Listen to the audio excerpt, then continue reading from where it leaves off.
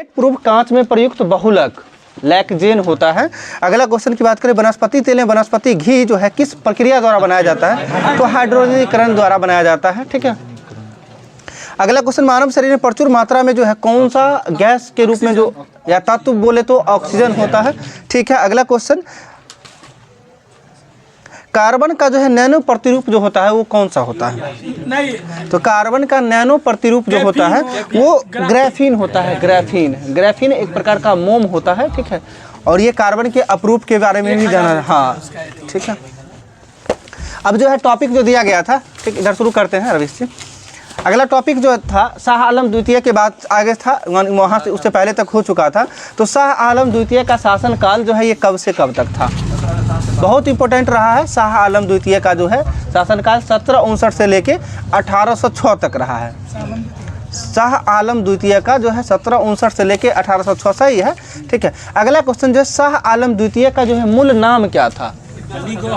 अली गौहर हो जाएगा। शाह आलम द्वितीय का मूल नाम क्या था? अली गौहर हो जाएगा। अगला क्वेश्चन की बात करें, पानीपत का तृतीय युद्ध जो हुआ था वो कब हुआ था?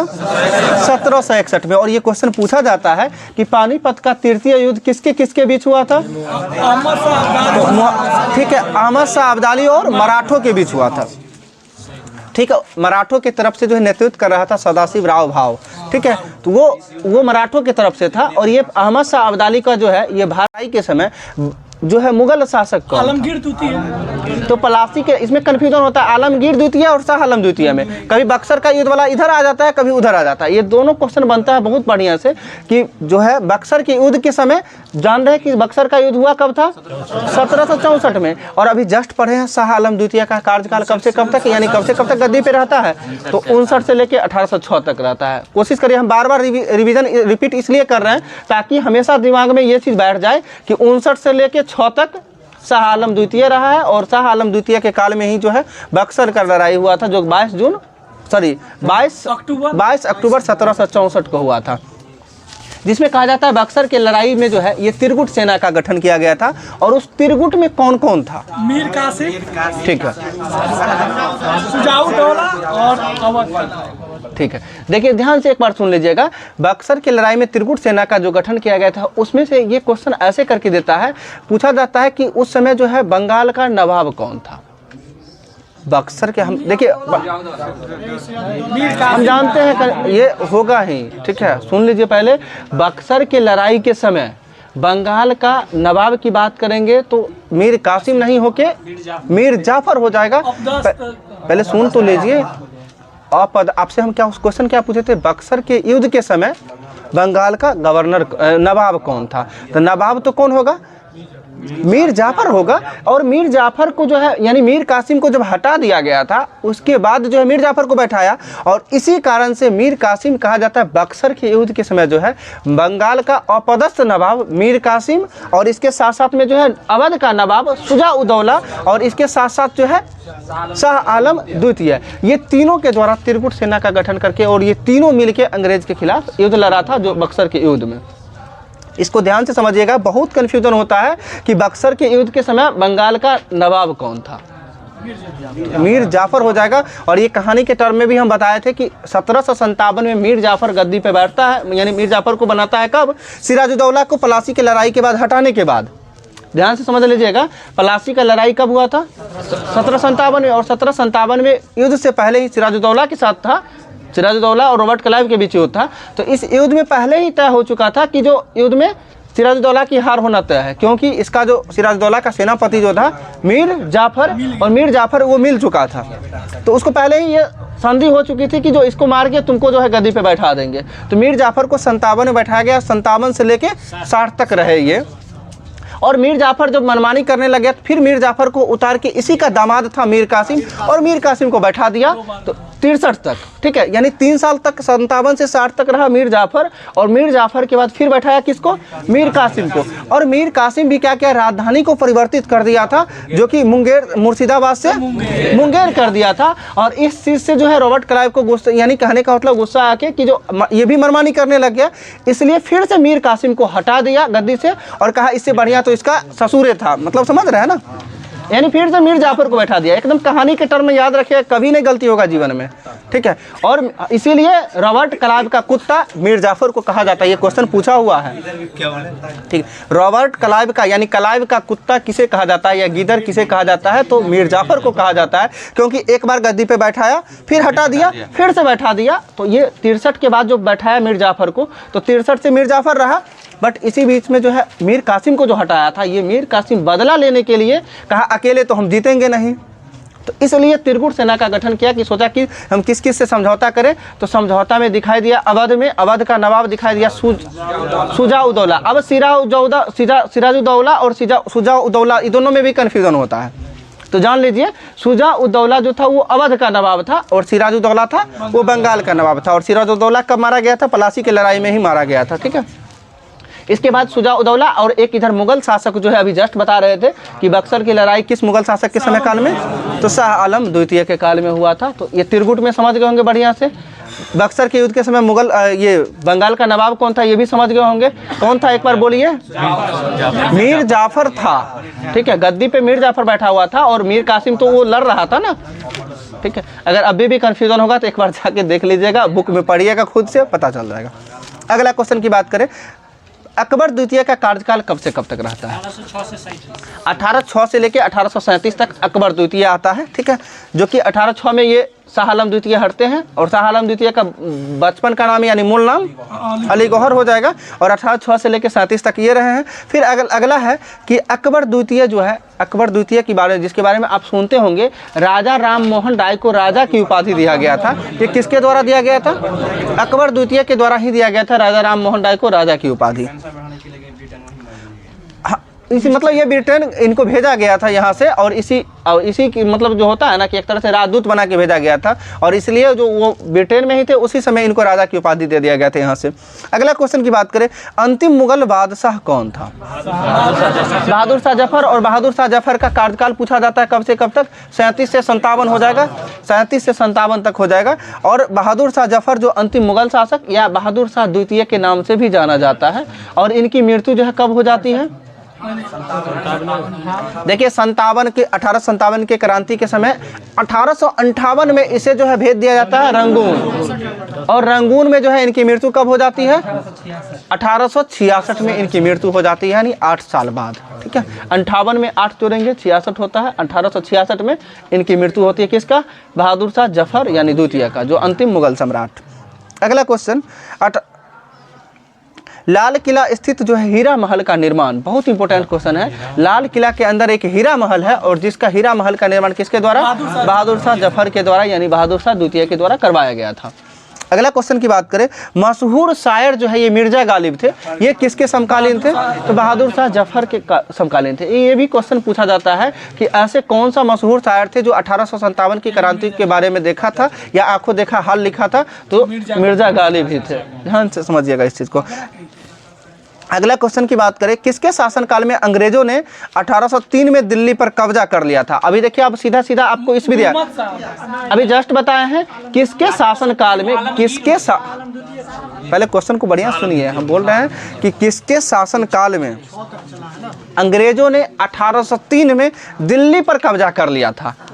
तो अभी जस्ट न बताए थे कि शाह आलम द्वितीय का कार्यकाल मतलब कब से कब तक गद्दी रहा है? तो 1759 से लेके 1866, उसी 6 में उसी बीच में 3 आता है ना, तो शाह आलम द्वितीय हो जाएगा। ये मतलब जब तक पीरियड याद नहीं रहेगा फिर कंफ्यूजन हो जाएगा।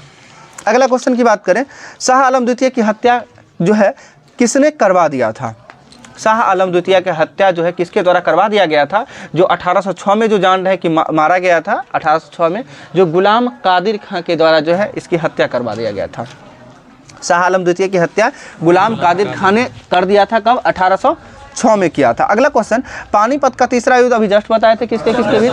तो मराठा और अहमद शाह अब्दाली के बीच हुआ था। अगला क्वेश्चन की बात करें, अहमद शाह अब्दाली का वास्तविक नाम क्या था? अहमद खां। तो अहमद शाह अब्दाली का वास्तविक नाम था अहमद खां। क्या बात कर रहे हैं, ठीक है। अगला क्वेश्चन जो है, अहमद शाह अब्दाली ने भारत पर कितनी बार आक्रमण किया था? 8 बार। मतलब एक लाइन में जितना क्वेश्चन बोलते हैं वही एक एक लाइन करके अगला क्वेश्चन बनता है। अगला क्वेश्चन, मराठा साम्राज्य अब देखते हैं एक नज़र, ठीक है।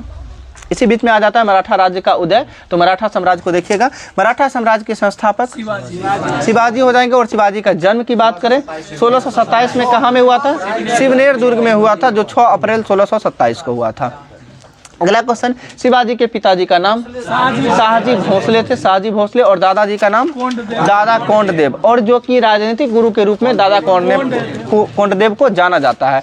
और इसके साथ साथ जो शिवाजी के आध्यात्मिक गुरु रामदास हो जाएंगे, रामानुज ने रामदास क्या हम बोल रहे हैं, क्या बोले, रामदास जो है शिवाजी के आध्यात्मिक गुरु थे।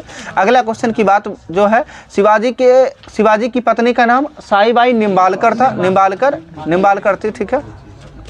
अगला क्वेश्चन, शिवाजी ने रायगढ़ को अपनी राजधानी कब बनाया था? 1656 में, 1656। रायगढ़ को राजधानी, ये किन्हीं को लगता है कि राज्याभिषेक तो हुआ है 74 में, या तो 74 में बनाया होगा, नहीं तो उसके बाद बनाया होगा। तो ध्यान रखिएगा, रायगढ़ को राजधानी ये पहले ही 1656 में ही बनाया था। और इससे पहले एक तोरण नामक दुर्ग पे आक्रमण किया था, यानी किला पे, जो 1644 में, तोरण के किला पर जो है 1644 में, हाँ पहली बार, ठीक है। और शिवाजी के द्वारा जो है सूरत को 2 बार लूटा गया था, कब? 1664 और 1670 में, 6 साल के अंतराल पे, 64 और 76, ठीक है। अगला क्वेश्चन, शिवाजी को जो है राजा की उपाधि किस शासक के द्वारा दिया गया? औरंगजेब के द्वारा। सुन लीजिए, शिवाजी को राजा की उपाधि औरंगजेब के द्वारा दिया गया था, औरंगजेब के द्वारा दिया गया था। अगला क्वेश्चन की बात करें, महाराजा जयसिंह एवं शिवाजी के बीच जो है एक संधि हुआ था, जिसका नाम पुरंदर की संधि, जो कब हुआ था? 1665 में पुरंदर की संधि, ठीक है, 1665 में हुआ था। और अगला क्वेश्चन जो है, शिवाजी जो है पन्हाला एक दुर्ग है, ये पन्हाला दुर्ग को कब जीता था? 1672 में जो है पन्हाला दुर्ग को जीता था। और ये जो है ये कहाँ, मतलब कहाँ पड़ता है? तो बीजापुर से जीता था, ठीक है। अगला क्वेश्चन की बात करें, शिवाजी राज्याभिषेक कब करवाया था? तो 5 जून 1674 को राज्याभिषेक करवाया था, ठीक है। अगला क्वेश्चन की बात करें, शिवाजी का राज्याभिषेक किसके द्वारा किया गया था? गंगा भट्ट। तो बनारस यानी काशी के पंडित गंगा भट्ट के द्वारा राज्याभिषेक करवाया गया था। अगला क्वेश्चन फिर बनता है, शिवाजी को जो औरंगजेब ने कब कैद कर लिया था? तो 1666 में कैद कर लिया था। और कहाँ रखा था? आगरा के जयपुर भवन में। ध्यान रखिएगा, आगरा के जयपुर भवन में रखा था, ठीक है, शिवाजी को कैद करके औरंगजेब के द्वारा। और अगला क्वेश्चन, अष्टप्रधान मंत्रिमंडल किसके दरबार में रहते थे? शिवाजी के दरबार में। और अष्टदिग्गज किसके दरबार में? कृष्णदेव राय के दरबार में रहते थे। और अष्टदिग्गज क्या था? ये तेलुगु साहित्य के 8 कवि, ठीक है, 8 तेलुगु साहित्य के जो है प्रसिद्ध विद्वान थे, यानी कवि थे, जो है वो उसे अष्टदिग्गज कहा जाता था। और शिवाजी के दरबार में अष्टप्रधान हुआ करता था, ये मंत्रिमंडल का समूह को अष्टप्रधान। अगला क्वेश्चन, अष्टप्रधान में जो है कौन सा पद सर्वाधिक महत्वपूर्ण एवं सम्मान का पद होता था? पेशवा, जो कि प्रधानमंत्री का पद होता था, ठीक है। और सुमंत को क्या कहा जाता था? विदेश मंत्री का जो है, इसके अकॉर्डिंग अष्टप्रधान में सुमंत नाम से जाना जाता था, विदेश मंत्री, ठीक है। सामंत नहीं, सुमंत, अंतर है दोनों सामंत और सुमंत में, ठीक है। अगला क्वेश्चन की बात करें, शिवाजी की मृत्यु कब हो गया था? तो 3, हाँ ठीक है, 1680 में, 1685 यानी 1680 में जो है शिवाजी की मृत्यु हो गया था। इसमें क्वेश्चन आता है कि शिवाजी के राज दरबार में भाषा यानी दरबारी भाषा कौन सा था? तो मराठी भाषा होगा, ठीक है, शिवाजी का दरबारी भाषा मराठी हो जाएगा। अगला क्वेश्चन की बात करें, शिवाजी का जो है कर व्यवस्था, ये किसकी कर व्यवस्था पे आधारित था? तो मलिक अंबर की कर व्यवस्था पे जो है शिवाजी का कर व्यवस्था आधारित था, मलिक अंबर। अगला क्वेश्चन, शिवाजी तोरण के दुर्ग अभी पूछ ही लिए थे 1644 में। अगला क्वेश्चन, हैंदव धर्मोद्धारक तथा क्षत्रिय कुलावंतस की उपाधि जो है किस शासक ने धारण किया था? अभी शिवाजी के बारे में बोल रहे हैं तो ऑब्वियसली शिवाजी ही होगा। तो शिवाजी के द्वारा जो है हैंदव धर्मोद्धारक, यानी हैंदव यानी हिंदू से संबंधित है, यानी हिंदू धर्म के उद्धारक जो होता है, हैंदव धर्मोद्धारक तथा जो है क्षत्रिय कुलावंतस की उपाधि जो है शिवाजी के द्वारा धारण किया गया था। अगला क्वेश्चन, शिवाजी ने मुगलों को किस युद्ध में हराया था? सालहेर के युद्ध में हराया था, हाँ 1672 सालहर देता है कहीं कहीं पे, सालहर या फिर सालहेर का युद्ध जो है शिवाजी जो है मुगलों को हराया था उसमें। अगला क्वेश्चन, मोडी लिपि का प्रयोग किसके लेखों में किया जाता है? बहुत इंपॉर्टेंट क्वेश्चन है कि मोडी लिपि का प्रयोग जो है किस शासक के या फिर किस वंश से संबंधित है? तो मराठा साम्राज्य से संबंधित है, मराठा शासकों के बारे में जो है मोडी लिपि का जानकारी मिलता है। अगला क्वेश्चन, सरमजामी प्रथा जो है का संबंध किससे है? भू राजस्व से है, ठीक है, यानी मराठा भू राजस्व का जो एक पद्धति था यानी प्रथा था वो सरमजामी प्रथा कहलाता था, ठीक है। अगला क्वेश्चन, शिवाजी के अष्टप्रधान मंत्रिमंडल में जो है वित्त विभाग का मंत्री क्या कहलाता था? वित्त विभाग का मंत्री गलत हो जाएगा, मजूमदार कहलाता था। ध्यान से समझ लीजिएगा, शिवाजी के अष्टप्रधान मंत्रिमंडल में वित्त विभाग का प्रधान होता था, यानी वित्त विभाग के मंत्री को मजूमदार कहा जाता था। अगला क्वेश्चन, शिवाजी का उत्तराधिकारी कौन हुआ? तो संभाजी हुआ। और संभाजी ने किसे अपना सलाहकार नियुक्त किया था? संभाजी ने किसे अपना सलाहकार नियुक्त किया था? कवि कलश को किया था। ठीक है, संभाजी के सलाहकार कौन? कवि कलश हो जाएगा। अगला क्वेश्चन, संभाजी की हत्या जो है कब किया तथा किसके द्वारा कर दिया गया था? तो संभाजी का हत्या जो है संभाजी का 1689 में, यानी 1680 में जान रहे हैं कि कौन मरा था? शिवाजी की। ठीक है, और 1689 में जो 9 साल बाद मखर्रब खां द्वारा जो है संभाजी की हत्या कर दिया गया था। हाँ हाँ, दोनों साथ ही साथ 1689 में जो है मखर्रब खां के द्वारा जो है इसके 8-9 नवासी होता है, 7-9 नवासी भी होता है। क्या हुआ? 80 में तो वही चीज़ ना कह रहे हैं, थोड़ा सोचना चाहिए कि 80 में तो देख रहे हैं कि शिवाजी की मृत्यु ही हुआ है, उससे पहले शिवाजी का उत्तराधिकारी संभाजी कैसे होगा? ठीक है, और वो भी नहीं होगा और मर भी नहीं सकता है पहले। ठीक है, तो 1689 में जो है कवि कलश के साथ साथ जो है इसके मतलब जो है सलाहकार थे, दोनों को एक साथ हत्या कर दिया गया था मखर्रब खां के द्वारा। ठीक है, अगला क्वेश्चन जो है संभाजी का उत्तराधिकारी फिर कौन हुआ? तो राजा राम। ठीक है, अगला जो है संभाजी का उत्तराधिकारी राजा राम हुआ। और राजा राम का जो है एक नए छत्रपति के रूप में राज्याभिषेक 1689 में ही किया गया था। और अगला क्वेश्चन, राजा राम ने अपनी दूसरी राजधानी किसको बनाया था?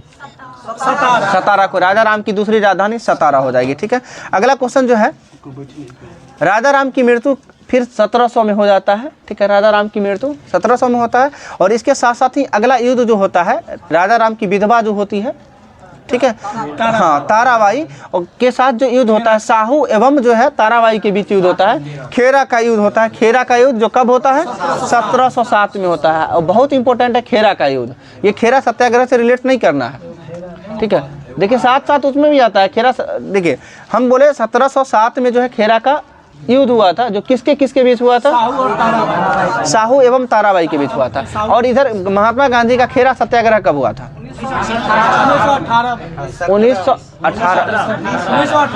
1918 हो जाएगा। अहमदाबाद मिल मजदूर और खेरा सत्याग्रह दोनों 1918 में ही हुआ है। ठीक है, ध्यान रखिएगा। हाँ, जिसमें जो कहा जाता है महात्मा गांधी के द्वारा पहली बार भूख हड़ताल पे, तो वो अहमदाबाद मिल मजदूर के खिलाफ। ठीक है, अगला क्वेश्चन, जो बालाजी विश्वनाथ पेशवा कब बने थे? 1713 में न बने थे। ठीक है, साहू के बाद जो है पेशवा का पद जो आया था, प्रथम पेशवा की बात करेंगे। प्रथम पेशवा के रूप में कौन आए थे? बालाजी। ठीक है, बालाजी विश्वनाथ पहला पेशवा हो जो 1713 में बने थे। ठीक है, और आप जो बोल रहे हैं 1820 में समाप्त हो गया है। ठीक है, 20 जो आ रहा था आपके मन में वो समाप्त ही हो जाएगा। अगला क्वेश्चन जो है, बालाजी विश्वनाथ की मृत्यु 20 में हो जाती है। 13 में बना है, 20 में मृत्यु हो जाती है। और इसके साथ साथ जो है बालाजी विश्वनाथ के बाद पेशवा कौन बना है, इसमें भी बड़ी कन्फ्यूजन होता है। तो जान ले, बालाजी विश्वनाथ हटे हैं तो बालाजी रहेगा, बाजीराव के जगह पे बाजीराव प्रथम आ जाता है। बालाजी विश्वनाथ के जगह पे पहले बाजीराव प्रथम आता है, फिर बाजीराव आता है। इसीलिए हम बोल रहे हैं कि पहले प्रथम पेशवा की बात करेंगे तो बालाजी विश्वनाथ, और इसके बाद फिर आते हैं बाजीराव प्रथम। बालाजी कहे लगा रहे हैं, सुन लीजिए। हम बोले पहला क्वेश्चन, जो पहला पेशवा की बात करते हैं तो बालाजी विश्वनाथ, ये 20 में मर गए। इसके बाद जो पेशवा बने हैं वो बनने वाले व्यक्ति कौन हुए हैं? तो बाजीराव प्रथम हो गए हैं। और बाजीराव प्रथम जो है, इससे पहले इन्हीं के पीरियड में एक युद्ध होता है, पाल खेरा का युद्ध, जो और एक होता है शक्कर खेरा का युद्ध। ये दो युद्ध है। और ये शक्कर खेरा का युद्ध जो पहली बार फेमस हुआ था, जो इससे पिछले बार यानी बोला जाए तो 2446 वाले SI के प्री में पूछा गया था। ठीक है, हाँ, जो शक्कर खेरा का युद्ध कब हुआ था? तो 1724 1724 होगा। कहाँ कन्फ्यूज कर सकते, सुन लीजिए। अभी हम इसी बीच में हुआ है तो काहे परेशान हो रहे हैं? पहले शक्कर खेरा का युद्ध जो है 1724 में हुआ है। और पाल खेरा का युद्ध की बात करें 4 साल बाद 1728 में हुआ है। ये ध्यान रखिएगा। ठीक है, शक्कर खेरा उसी को कहते हैं, शंकर खेरा नहीं है, समझे? वो कहीं कहीं पे लिखने में हो जाता है, ये शक्कर खेरा युद्ध ही है। वही बोल। 24 में सैनिक विद्रोह हो जाता है। ना 1824 में हुआ था। युद्ध हुआ था। गैड़ा को सैनिक विद्रोह हुआ था। नहीं तो वो नहीं। ना 1824 में सक्कर खेला का युद्ध के 17 में मराठा रुक जाइए। का संधि के तहत खत्म हो जाता था। 1820 क्या कहा रहे और हंसते हैं। देखिए थोड़ा सा इस चीज़ को समझिए, खुद ही समझिए, अड़ना नहीं है। नहीं सेट में है तो और जब तक अब बताते हैं इसमें कन्फ्यूजन भी होता है। हम ऐसे सभी ऐसा लॉजिक है ना, रियली बता रहे हैं। तो ये ऐसा प्लेटफॉर्म है, कोई टीचिंग प्रोफेशन यदि रहता ना तो हर चीज़ को बयान बोला जा सकता है। और ऐसे लॉजिक के साथ याद किए हो ना जिसकी कल्पना नहीं कर सकते हैं। नहीं बोला जा सकता है। ये समझ लीजिए, हम बोल रहे हैं ना ये क्लब है, ठीक है। थोड़ा इसकी मर्यादा को समझना है। कोई टीचर रहते थोड़ा सा इंटरेस्टिंग बनाने की, हिस्ट्री को बहुत इंटरेस्टिंग बनाया जाता है, ठीक है, बनाया जा सकता है। लेकिन यहाँ पे संभव नहीं है, ठीक है। ध्यान रखिएगा, सक्कर खेरा का युद्ध 1724 में इतना करके बता रहे हैं कि मात्र 4 साल के बाद फिर से पालखेरा का युद्ध होता है जो 1728 में होता है। ये 4 साल का अंतर है सिर्फ सक्कर खेरा और पालखेरा। इसमें 24-28 ये कभी भी गलती से 1800 में नहीं जाना है, क्योंकि हम जान रहे हैं ये कब हुआ है, पेशवा के काल में हुआ है, ठीक है। हाँ, और ये हम देख भी रहे हैं कि अगला की बात करते, सुन लीजिए ध्यान से। दिल्ली पर आक्रमण करने वाला प्रथम पेशवा कौन बना? बाजीराव प्रथम। अभी जस्ट बताए थे, बाजीराव प्रथम जो था ये दूसरा पेशवा था। पहला पेशवा की बात किए थे, कौन हो जाएंगे? बालाजी विश्वनाथ। और बालाजी विश्वनाथ के बाद आ जाएंगे बाजीराव प्रथम। और बाजीराव प्रथम इम्पोर्टेंट इसलिए हो जाता है, इसलिए लड़ाकू पेशवा के रूप में बाजीराव प्रथम को ही जाना लड़ाकू पेशवा। और इसके साथ साथ ही दिल्ली पर आक्रमण करने वाला प्रथम पेशवा बाजीराव प्रथम हो जाएगा। अगला क्वेश्चन की बात करते हैं। बाजीराव प्रथम की मृत्यु भी हो जाती है 1740 में। और कभी ये मन में भी आ जाए कि जो है बाजीराव प्रथम के द्वारा दिल्ली पर आक्रमण कब किया गया था, तो 1737 होगा, ध्यान से रखिएगा। 1737 में हो जाएगा। और 3 साल के बाद इसकी मृत्यु हो जाती है 1740 में। 20 में बना था ये, ठीक है, और 40 में ये मर गया है। और 37 में जो है दिल्ली पे आक्रमण किया था। अगला क्वेश्चन की बात करते हैं। बाजीराव प्रथम के बाद जो है पेशवा कौन बना था? फिर बालाजी बाजीराव जा रहे हैं। अब बालाजी बाजीराव हो जाएंगे। पहला देखिए बालाजी विश्वनाथ, बाजीराव प्रथम, और फिर से बालाजी को ले आइए, बालाजी बाजीराव, दोनों आ जाएंगे। ठीक है। क्या हुआ? दोनों एक साथ आ जाएंगे। हाँ, वही चीज़ हम बोल रहे हैं कि पहला दूसरा को मिला के तीसरा। मेरी बात को देखिए ना, पहला से बालाजी ले लिए, ठीक है, दूसरा से बाजीराव ले लिए, तो बालाजी बाजीराव हो जाएंगे, तीसरा पेशवा। ध्यान रखिए, ये पूछा जाता है कि पेशवा का कर्म क्या क्या होगा, और वहाँ पे 1-2 नहीं, हर किसी 99% लोग कंफ्यूज करते हैं। इसलिए लॉजिक से ध्यान रखिएगा। पहले आए बालाजी विश्वनाथ के बाद बाजीराव प्रथम, और बाजीराव प्रथम के बाद बालाजी बाजीराव, ठीक है। अगला क्वेश्चन की बात करें, और संगोला की संधि जो होता है, संगोला 1750, इसमें भी संगोला और एक होता है सुगौली होता है, जो 1816 में जो आंग्ल नेपाल युद्ध के बाद हुआ था, सुगौली की संधि। और एक संगोला की संधि। संगोला आया तो मतलब कोई आगे अंत में गोला आएगा, और गोला का मतलब क्या? 0।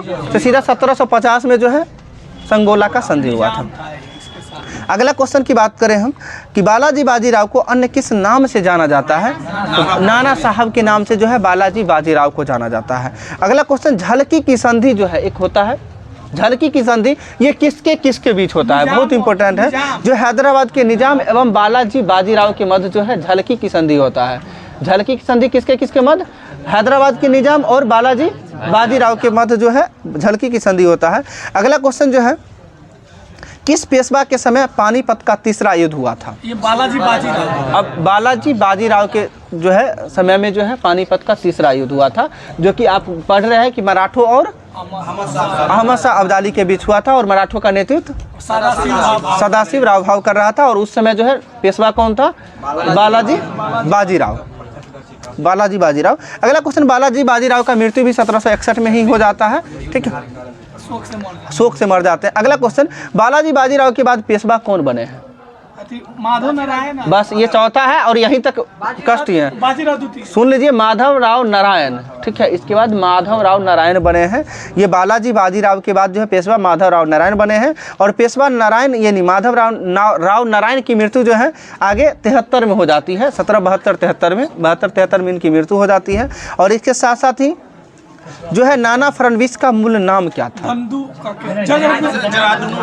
बालाजी जनार्दन भानु, ठीक है, हाँ। और ये जो है मराठों का मैकियावेली किसे कहा जाता है? ये नानाजी फडणवीस। नाना फडणवीस को कहा जाता है।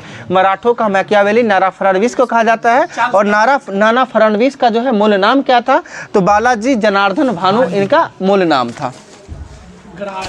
अगला क्वेश्चन की बात, अंग्रेज जो है जेम्स ग्रांट डफ जो है ये किन्हें मराठों का मैकियावेली कहा था? तो अभी इससे पहला ही क्वेश्चन बोले थे, मराठों का मैकियावेली किसे कहा जाता है? नाना फडणवीस को कहा जाता है। अब अगला क्वेश्चन ये भी बनता है कि क्या बोले ना, इनका बालाजी जनार्दन भानु, ठीक है, बालाजी जनार्दन भानु नाना फडणवीस का मूल नाम था। और ये क्वेश्चन बनता है कि नाना फडणवीस जो है ये को जो है मराठों का मैकियावेली किसके द्वारा कहा गया था? तो जेम्स ग्रांट डफ के द्वारा कहा गया था। यानी ग्रांट डफ के द्वारा जो है नाना फडणवीस को जो है मराठों का मैकियावेली की उपाधि दिया गया था। और इनका मूल नाम की बात करें बालाजी जनार्दन भानु। अगला क्वेश्चन, अंतिम पेशवा कौन था? बाजीराव द्वितीय अंतिम पेशवा था। टोटल 5 पेशवा के बारे में ही जानना है। एक बार फिर से सुन लीजिएगा। पहला पेशवा की बात करते हैं तो बालाजी विश्वनाथ की बात हो जाएगी। दूसरा की बात करेंगे बाजीराव प्रथम हो जाएगा। तीसरा की बात करते हैं बालाजी बाजीराव हो जाएंगे। और चौथा की बात करते हैं माधव राव नारायण हो जाएंगे चौथा। और पांचवा की बात करें बाजीराव द्वितीय, और जो कि अंतिम पेशवा के रूप में बाजीराव द्वितीय। ठीक है, तो ऐसा अभी लग रहा होगा बहुत सारे लोगों को याद हो गया है, लेकिन इस चीज़ को जब तक रिवीजन नहीं कीजिएगा, जितना जल्दी याद हुआ है उतना ही जल्दी जाएगा, इसलिए रिवीजन करिएगा। ठीक है, जीके यही चीज़ है, अगर एक बार में सुनने से या एक बार में पढ़ने से यदि किसी को याद हो जाए तो कंपटीशन टफ नहीं रहता। कोई भी कंपटीशन टफ नहीं, सबके लिए आसान हो जाता ना, बार तो सब पढ़ लेता, सबके लिए आसान हो जाएगा, इसलिए इसको बार बार रिवीजन करें। अगला क्वेश्चन, पुरंदर की संधि कब हुआ है? एक तो वो हम बताए शिवाजी और जयसिंह के बीच हुआ था, वो 1665 में। और एक और पुरंदर की संधि है 1776 में। 1776 में पुरंदर की संधि होता है। और इसके बाद जो है प्रथम आंग्ल मराठा युद्ध कब होता है? प्रथम आंग्ल मराठा युद्ध देखिए हम बताते हैं याद रखने का तरीका। प्रथम आंग्ल मराठा युद्ध जो 1775 से लेकर 1782 तक चला है, ध्यान से समझिएगा। देख रहे हैं कुछ से कुछ रुक जाइए ना, बता रहे हैं, आगे हम बोल ही रहे हैं, पहले ही परेशान हो जाते हैं। सुनिए ध्यान से, पहला प्रथम आंग्ल मराठा युद्ध जो हुआ था ये 1775 से लेकर 1782 तक हुआ, यानी 7 साल तक चला है। और इस बीच में ही एक पुरंदर की संधि होती है जो 1776 में होती है। तो पुरंदर की संधि के बारे में दो बताए, एक मुगल सेना के साथ हुआ था यानी जयसिंह और शिवाजी के बीच हुआ था, वो 1665 में था। और ये 1776 में पुरंदर की संधि हुआ है। और इसके बाद जो है प्रथम आंग्ल मराठा युद्ध किस संधि के तहत समाप्त हुआ? तो 1782 में सालाबाई की संधि के तहत समाप्त हुआ था। अगला क्वेश्चन, द्वितीय आंग्ल मराठा युद्ध जो कब हुआ था? 1803 से लेके 5 तक जो है, 1803 से 5 तक जो है द्वितीय यानी सेकेंड आंग्ल मराठा युद्ध जो हुआ था, और ये किस संधि के तहत समाप्त हुआ था? इसमें बहुत सारा संधि हुआ है, लेकिन 1803 में एक संधि हुआ है देवगांव और सुरजी सुरजी अर्जन गांव की संधि हुआ है, 1803 में हुआ है। ठीक है, और राजापुर घाट की संधि भी हुआ है 1804 में हुआ है। ठीक है, सब बारी बारी से उस देख लीजिएगा। तो देवगांव और सुरजी अर्जनपुर का जो संधि हुआ है ये 1803 में हुआ था। और इस संधि के तहत जो है ये युद्ध समाप्त हुआ था। ठीक है, जो कि भले ही 5 में हुआ है, लेकिन ये संधि 3 में हुआ था। और इसी संधि के तहत जो भी समझौता था और इसी के तहत समाप्त हुआ था। ये क्वेश्चन बहुत इंपॉर्टेंट बनता है कि जो सेकेंड आंग्ल मराठा युद्ध किस संधि के तहत समाप्त हुआ था? ठीक है, देवगांव की संधि के तहत समाप्त हुआ था। देवगांव की संधि के तहत जो 1803 में हुआ था, उस इसी के साथ में हुआ था, लेकिन देवगांव की संधि वाला समझौता हुआ है। अगला क्वेश्चन की बात करें, तृतीय आंग्ल मराठा युद्ध कब हुआ है? 1817 से 19 तक हुआ है तीसरा आंग्ल मराठा युद्ध। और इसके बाद जो है पेशवा पद को जो है वंशानुगत किसके समय में हुआ था? हम क्वेश्चन बोले पेशवा पद को जो है वंशानुगत वो साहू के काल में हुआ था। उधर बहुत ये सब ज़्यादा इंपॉर्टेंट नहीं था, इसलिए छोड़ दिए थे। साहू और ताराबाई के बीच युद्ध जो हुआ था ना 1707 में, खेरा का युद्ध, और वही साहू हैं और उन्हीं के काल में जो है पेशवा पद को जो है वंशानुगत कर दिया गया था, यानी पेशवा का बेटा ही पेशवा बनेगा। इसलिए अगला क्वेश्चन की बात करें, किस युद्ध के बाद मराठा शक्ति और पेशवा के वंशानुगत पद को समाप्त कर दिया गया था? हम क्वेश्चन क्या पूछे, बहुत आसान था, आसानी से बोल सकते थे। किस युद्ध के बाद जो है पेशवा के वंशानुगत पद को और पेशवा की शक्ति को समाप्त कर दिया गया। तो तृतीय आंग्ल मराठा मैसूर में कहा जा रहा है, तृतीय आंग्ल मराठा युद्ध के बाद जो है इसको समाप्त कर दिया गया था। अगला क्वेश्चन, बाजीराव द्वितीय की मृत्यु हो जाती है 1853 में होती है, जो कि बिठूर में होता है बाजीराव द्वितीय की मृत्यु, ठीक है। और अगला क्वेश्चन फिर बनता है कि तृतीय आंग्ल मराठा युद्ध में पेशवा ने जो है किसके सामने समर्पण किया था। तीसरा थर्ड आंग्ल मराठा युद्ध जो हुआ था उसमें जो है पेशवा कौन था, तो आप अभी जस्ट जान रहे हैं अंतिम पेशवा कौन था, बाजीराव द्वितीय। और इनका मृत्यु कब हुआ है, अभी जस्ट बताए हैं 1853 में हुआ है, जो कहाँ में हुआ था, बिठूर में हुआ था। और ये बालाजी द्वितीय के द्वारा जो है, सॉरी हाँ ठीक तो है, इनके द्वारा जो है ये किनके सामने जो है आत्मसमर्पण किया गया था, यानी किस अंग्रेज के सामने, तो जॉन मैलकम के सामने जो है किस, हम क्या पूछे थे कि किस यानी जो है हाँ किस अंग्रेज के सामने इनका समर्पण किया गया था, जॉन मैलकम के सामने। क्वेश्चन बढ़िया से सुन लीजिएगा, तृतीय आंग्ल मराठा युद्ध में जो है पेशवा ने किसके सामने आत्मसमर्पण किया था, जॉन मैलकम, ठीक है। सीधा समझिए, समर्पण करना मतलब कोई समर्पित करेगा तो उसको वेलकम करेगा, ध्यान करके याद रख सकते हैं, जॉन मैलकम, ठीक है। अगला क्वेश्चन की बात करें, वर्ष 1700 से जो है आगे मुगल साम्राज्य के विरुद्ध संघर्ष का नेतृत्व किस मराठा संरक्षकों ने किया था।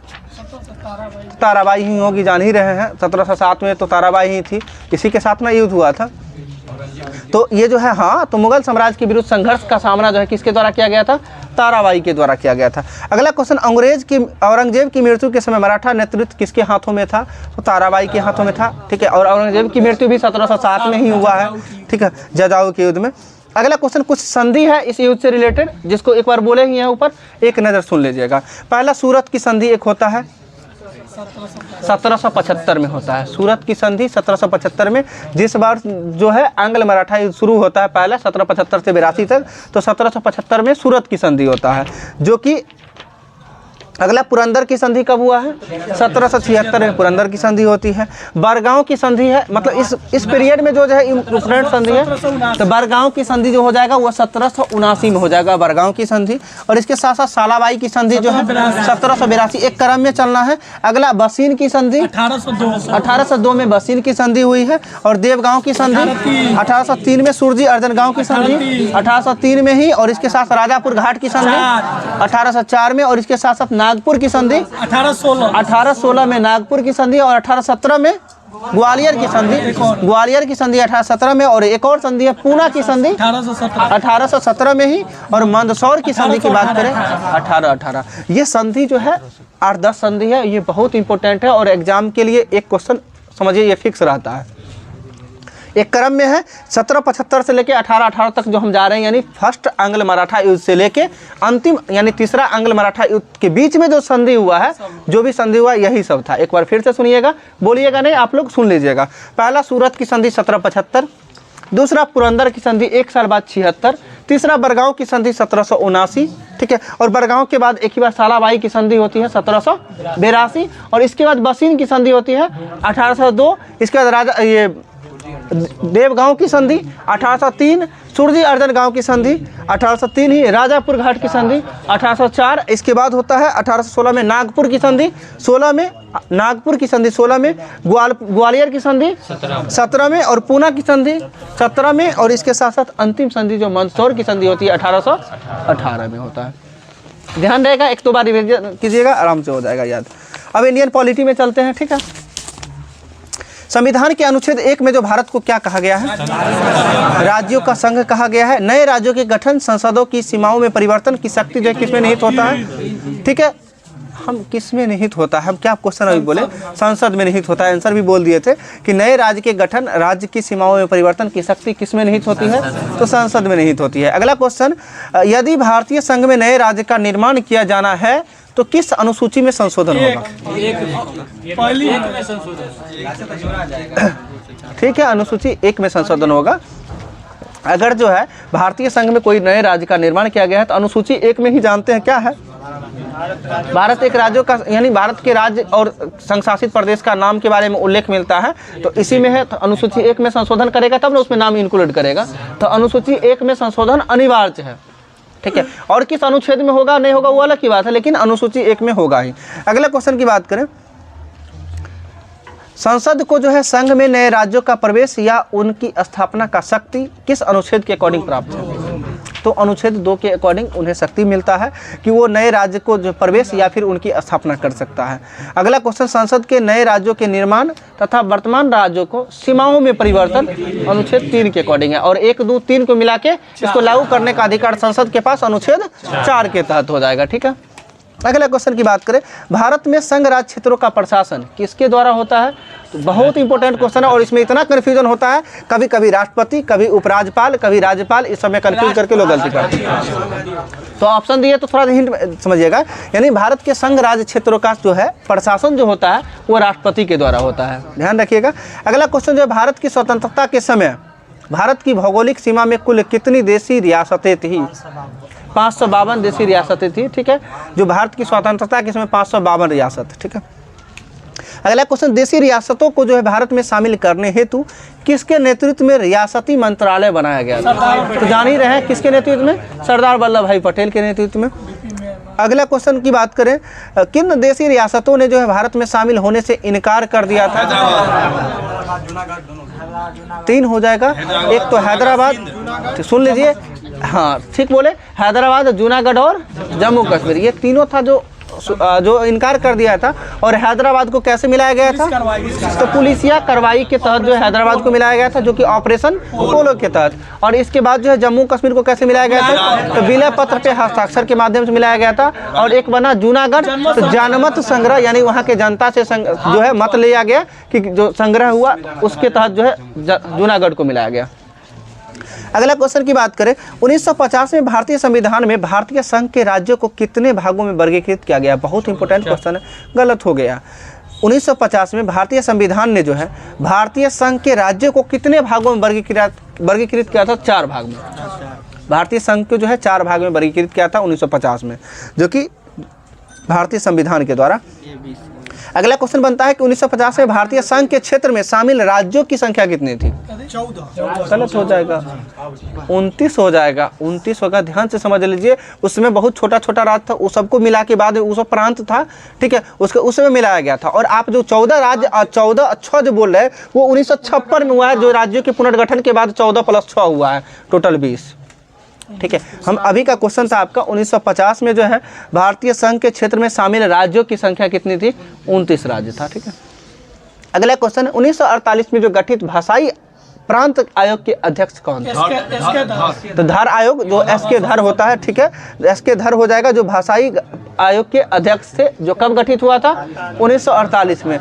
ठीक है। अगला क्वेश्चन की बात करें, 1948 में एक गठित भाषाई प्रांतीय जो था प्रांत समिति था, इसके सदस्य कौन कौन थे? तो जहाँ तो JVP याद रखें, JV, ठीक है, JVP यानी जे से जवाहरलाल नेहरू हो जाएंगे, V से वल्लभ भाई पटेल हो जाएंगे और P से पटाभी सीताराम मैया। ये जो है भाषाई प्रांतीय भाषाई समिति के अध्यक्ष यानी सदस्य थे, 3 सदस्य थे। अगला क्वेश्चन जो है, 1 अक्टूबर 1953 को जो है भाषाई आधार पर गठित भारत राज्य का प्रथम जो राज्य कौन बना था? आंध्र प्रदेश। और आंध्र प्रदेश का उस समय राजधानी कहाँ? कर्नूल। ठीक है, आंध्र प्रदेश का उस समय तत्कालीन राजधानी कहाँ था? कर्नूल था। अगला क्वेश्चन की बात करें, 1953 में जो किसकी अध्यक्षता में गठित जो है 3 सदस्यीय राज्य पुनर्गठन आयोग का, तो फजल अली के अध्यक्षता में जो है राज्य पुनर्गठन आयोग जो है कितना? 3 सदस्यीय था। जो 3 सदस्य में और कौन कौन थे? एक KM पन्नीकर और दूसरा हृदयनाथ कुंजरू। 1953 में जो भाषाई आधार का जो आयोग का जो गठन हुआ था, जो फजल अली के अध्यक्षता में, उसमें 3 सदस्य था। एक फजल अली अध्यक्ष ही थे, 2 अन्य सदस्य की बात करें, KM पन्नीकर और दूसरा हृदयनाथ कुंजरू। ध्यान से सुनिएगा और कोशिश करिएगा रिवीजन करने का, इसमें लिखा हुआ सारा है आगे करके। अगला क्वेश्चन की बात करें, 1 नवंबर 1956 की स्थिति के अनुसार भारत में कुल कितने राज्य एवं केंद्र शासित प्रदेशों का गठन किया गया है? तो 14 राज्य तथा 6 केंद्र शासित प्रदेश, अभी जस्ट बताए भी थे, वो 1956 के बाद है। अगला क्वेश्चन फिर है कि पंजाब से अलग होकर हरियाणा राज्य का गठन कब हुआ था? 1966 में हुआ था। 1947 में स्वतंत्रता प्राप्ति के समय सिक्किम पर जो है किस शाही राज्य का शासन था? बहुत इंपॉर्टेंट क्वेश्चन है और जनरली सभी बुक में आपको देखने को भी नहीं मिलता है कि 1947 में जब, सुन लीजिए, कुआली और नहीं है, 1947 से स्वतंत्रता प्राप्ति के समय जो है सिक्किम पर किस शाही राज्य का शासन था? तो चोग्याल शाही राज्य का जो है शासन था सिक्किम पर। अगला क्वेश्चन, किस संविधान संशोधन के तहत सिक्किम भारतीय संघ का पूर्ण राज्य बना था? पूर्ण राज्य की बात करें 36वां संविधान संशोधन 1975 और सह राज्य का दर्जा तो 35वां संविधान संशोधन 1974। ठीक है, 74 ही। और अगला हो जाएगा 36वां 75 के तहत पूर्ण राज्य का दर्जा। अगला क्वेश्चन, स्वतंत्रता पश्चात सर्वप्रथम किस राज्य के नाम में परिवर्तन हुआ था? बहुत इंपॉर्टेंट क्वेश्चन, जानते सभी लोग हैं बट अगर आ जाता है क्वेश्चन घुमा के, संयुक्त प्रांत बिल्कुल सही है। स्वतंत्रता प्राप्ति के बाद बंगाल, उत्तर प्रदेश होगा। जान लीजिए स्वतंत्रता प्राप्ति के बाद जो है 1950 में सर्वप्रथम जो है उत्तर प्रदेश का यानी संयुक्त प्रांत का नाम बदल के उत्तर प्रदेश किया गया था। संयुक्त प्रांत का नाम बदलकर उत्तर प्रदेश कब? 1950 में किया गया था। अगला क्वेश्चन की बात करें, दिल्ली का जो है राष्ट्रीय राजधानी क्षेत्र कब रखा गया था? 1919। तो दिल्ली को जो है दिल्ली का नाम राष्ट्रीय राजधानी क्षेत्र जो है 1991 हो जाएगा। क्यामा संविधान संशोधन? 69वां संविधान संशोधन। ठीक है।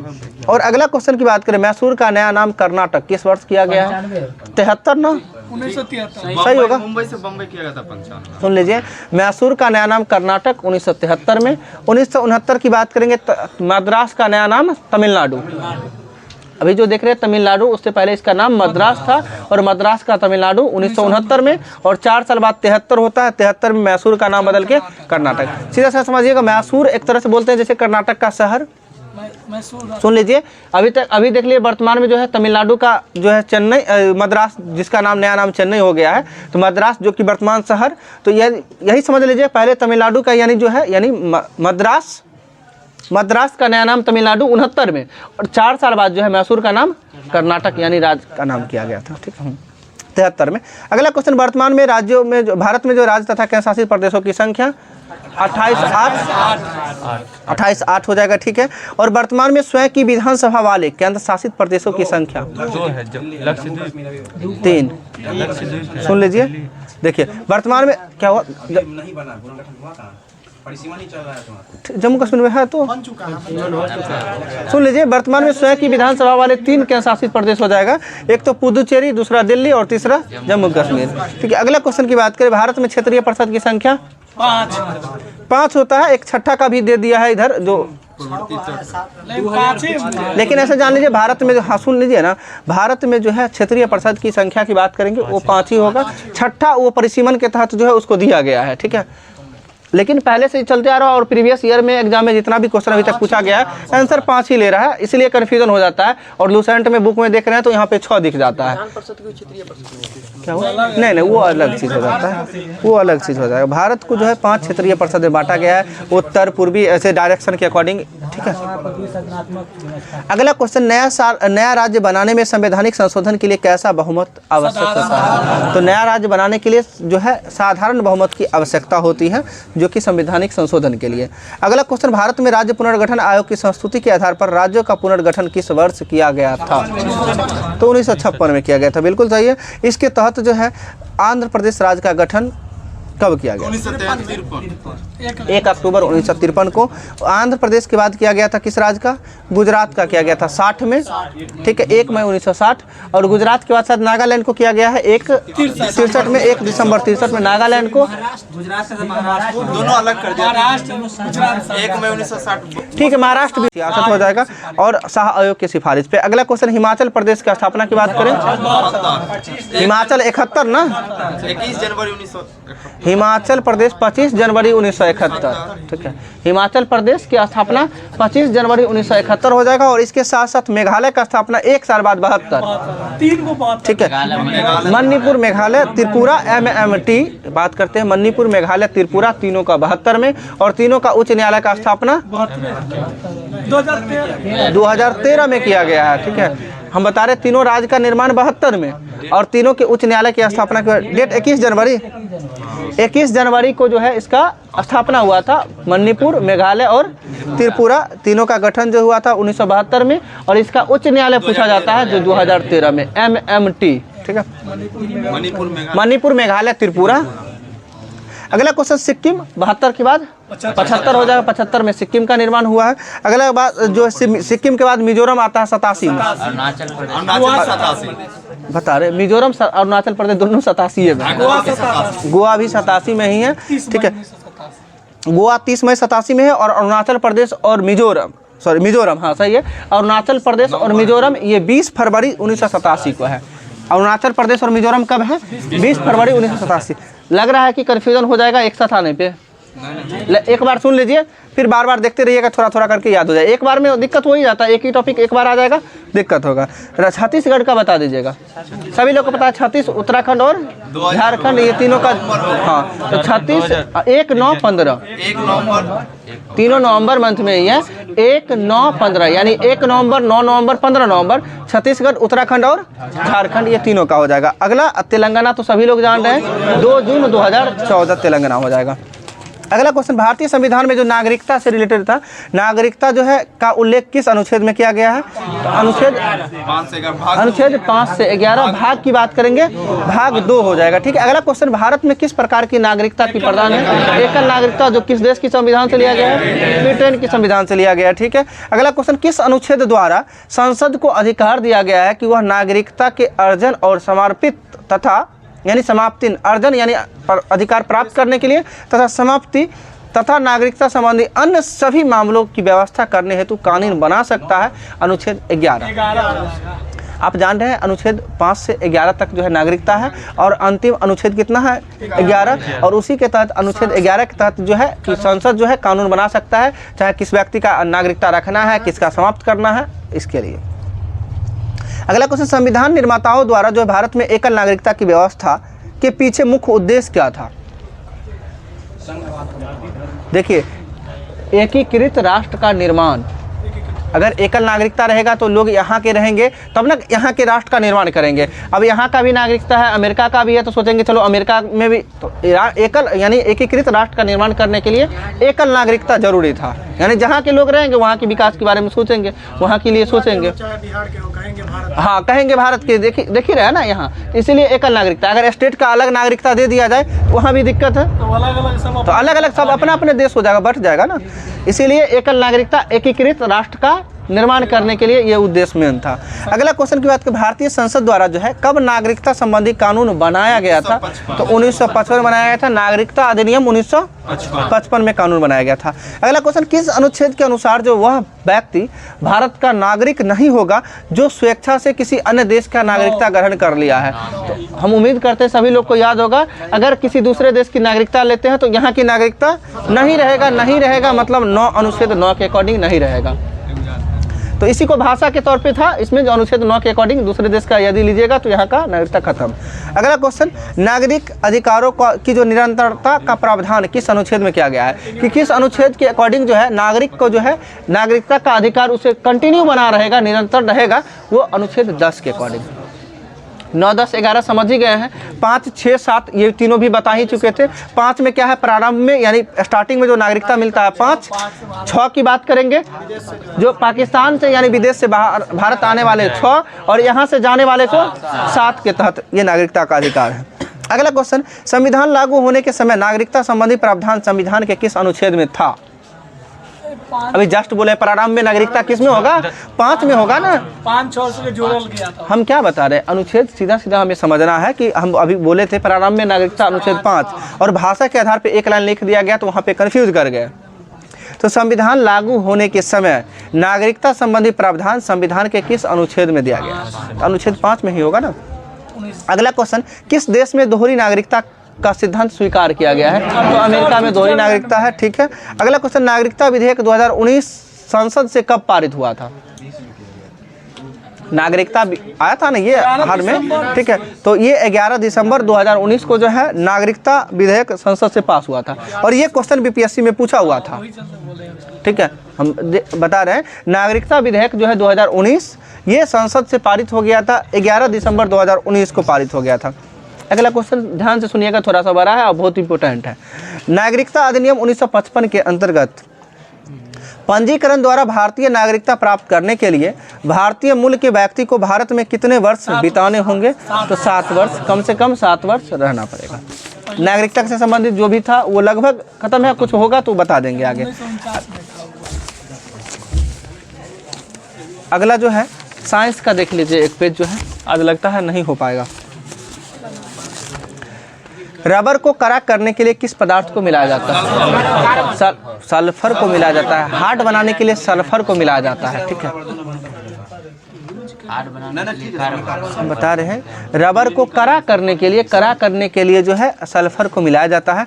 अगला क्वेश्चन, लौह अयस्क प्रकृति में किस अवस्था में पाया जाता है? लौह अयस्क ये ऑक्साइड की स्थिति मतलब अवस्था में पाया जाता है प्रकृति में। हेलाइड भी कहीं कहीं देता है। अगला क्वेश्चन, घावों को शीघ्र भरने की सहायता करने वाला विटामिन कौन सा? ठीक, सुन लीजिए ना, ऑप्शन में क्यों था? नहीं होगा, तो इसीलिए विटामिन सी और के दोनों होगा। विटामिन के भी होगा। घाव को जल्द भरने में सहायक होने वाला, एक मिनट में देखें, विटामिन सी ही कीजिएगा। घाव को जल्द भरने के लिए जो है, ठीक है, विटामिन सी ही होगा, विटामिन सी ही होगा। के नहीं था ना लेकिन ऑप्शन में बीपीएससी में क्या था पूछा हुआ, कहीं ना कहीं का क्वेश्चन है। जो भी क्वेश्चन है वो सिलेक्टेड क्वेश्चन है, वो प्रीवियस ईयर का पूछा हुआ है, ठीक है। कोई बात नहीं है, सी के दोनों कर दिए हैं। घाव को शीघ्र भरने में सहायता करने वाला विटामिन की बात करें, सी और के होगा। मनुष्य की खोपड़ी में कुल अस्थिया की संख्या यानी हड्डी, तो खोपड़ी में 8 हो जाएगा, चेहरा में 14 हो जाएगा, कान में 6 हो जाएगा। एक कान में कितनी हड्डी? 3, और तीनों हड्डी का नाम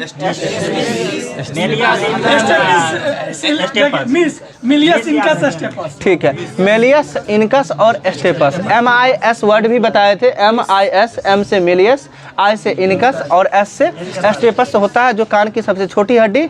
स्टेपस होता है और सबसे छोटी मांसपेशी तो स्टेपेडियस होता है, वही छोटी हड्डी है, वही मांसपेशी जो होता है कान की सबसे छोटी मांसपेशी। स्टेपेडियस जो मांसपेशी होता है और स्टेपिस हड्डी होता है। अगला क्वेश्चन, पिंच ब्लड में जो है कौन सा रेडियो एक्टिव तत्व प्राप्त किया जाता है? यूरेनियम प्राप्त किया जाता है, ठीक है। अगला क्वेश्चन, हरे पौधों में जो है प्रकाश संश्लेषण की इकाई को क्या कहा जाता है? क्वांटोसोम कहा जाता है। हरे पौधे में जो है प्रकाश संश्लेषण की इकाई को क्वांटोसोम कहा जाता है। अगला क्वेश्चन, राइफल चलाने पर लगने वाला झटका किसके संरक्षण का उदाहरण होता है? ठीक है, रेखीय संवेग संरक्षण का उदाहरण होता है या फिर न्यूटन के थर्ड लॉ का। अगला क्वेश्चन, किस एक कोशिकीय शैवाल का उपयोग अंतरिक्ष में खाद्य समुचित पूर्ति के लिए किया जाता है? क्लोरेला। और यही क्वेश्चन इस बार बिहार SSC में पूछा हुआ था कि अंतरिक्ष यात्री जो है किस शैवाल का प्रयोग करते हैं? तो क्लोरेला शैवाल का प्रयोग करते हैं। क्या हुआ? हाँ, ठीक है। अगला क्वेश्चन, केबिन में लगा के रखता है जो इससे ऑक्सीजन की प्राप्ति होती है और खाने के लिए। अगला क्वेश्चन, हाइड्रोजन बम किस सिद्धांत पर आधारित होता है? नाभिकीय संलयन और परमाणु बम नाभिकीय विखंडन के। सूर्य से जो ऊष्मा सूर्य में बनता है वो नाभिकीय संलयन, यानी संलयन के द्वारा जो है ऊष्मा का प्राप्ति होता है, ठीक है। और अपक्षय की बात करेंगे तो विखंडन नहीं होगा। अगला क्वेश्चन की बात करें, मोनाजाइटिस रोग, मेनिंजाइटिस नामक रोग जो है ये शरीर का कौन सा मस्तिष्क अंग जो है प्रभावित होता है मेनिंजाइटिस से। अगला क्वेश्चन की बात करें, कृष्ण छिद्र जो है ये किस यानी कृष्ण छिद्र सिद्धांत को किसके द्वारा प्रतिपादित किया गया था? एस चंद्रशेखर के द्वारा जो है इसे प्रतिपादित किया गया था। अगला क्वेश्चन, नाभिकीय रिएक्टरों में न्यूट्रॉनों यानी नियंत्रक के रूप में किसका प्रयोग किया जाता है? कैडमियम या फिर बोरॉन का क्षार नियंत्रक के रूप में इसका प्रयोग किया जाता है। और भारी जल का उपयोग मंदक के रूप में, जान लीजिए डीमोडुलेटर जो होता है यानी मंदक के रूप में भारी जल का प्रयोग है। और भारी जल के खोजकर्ता यूरे एवं बासबर्न कब किया था? 1932 में किया था, ठीक है। अगला क्वेश्चन की बात करें, कौन सी एकमात्र धातु जो द्रव अवस्था में पाई जाती है? हम धातु पूछे हैं, धातु की बात करेंगे ब्रोमीन, ठीक है। पारा धातु जो होगा, सुन लीजिए, पारा धातु है जो कि द्रव अवस्था में पाया जाता है, एकमात्र धातु। और अधातु की बात करेंगे तो ब्रोमीन हो जाएगा जो कमरे के तापमान पे जो है द्रव अवस्था में पाया जाता है। देता है नहीं देखे हैं। अगला क्वेश्चन की बात, जीन शब्द का सर्वप्रथम प्रयोग किसके द्वारा? तो जीन शब्द का प्रयोग जोहानसन के द्वारा किया गया था, ठीक है। अगला क्वेश्चन की बात करें, रेड लेड का रासायनिक सूत्र क्या है? तो रेड लेड का रासायनिक सूत्र होता है Pb3O4 हो जाएगा, ठीक है। अगला क्वेश्चन की बात करें, रासायनिक तत्वों को संकेत के रूप में व्यक्त करने का पहला प्रयास किस व्यक्ति के द्वारा किया गया था?